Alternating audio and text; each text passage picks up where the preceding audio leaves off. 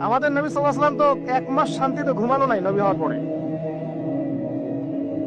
যখন তিনি মারা যান, ফাতিমা রাদিয়াল্লাহু আনহার কথা মনে আছে না? কানে কানে কি জানি বললেন। তখন আমাদের নবী একটা কথা বলেছিলেন, আমি এই বয়সে এসে কথাটা বুঝি, মাদ্রাসা লাইফে ইউনিভার্সিটি লাইফে বুঝিনি। নবীজি বলেছিলেন তার মেয়েকে, ফাতিমা রাদিয়াল্লাহু আনহা তার কষ্ট দেখে কান্নাকাটি শুরু করলেন। আমাদের নবীজি তাকে কাছে ডেকে বললেন কানে কানে যে কি জানি একটা বললেন। তারপর ফাতিমা রাদিয়াল্লাহু আনহা চুপ করে গেলেন।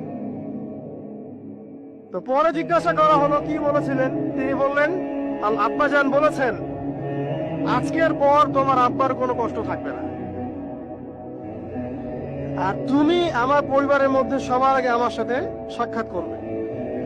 এই যে আজকের পর আমার আব্বার আর কোনো কষ্ট থাকবে না, এর মানে বোঝেন, মানে সারাটা নববী জীবন কত যে কষ্ট নবী সাল্লাল্লাহু আলাইহি ওয়াসাল্লামকে সহ্য করতে হয়েছে।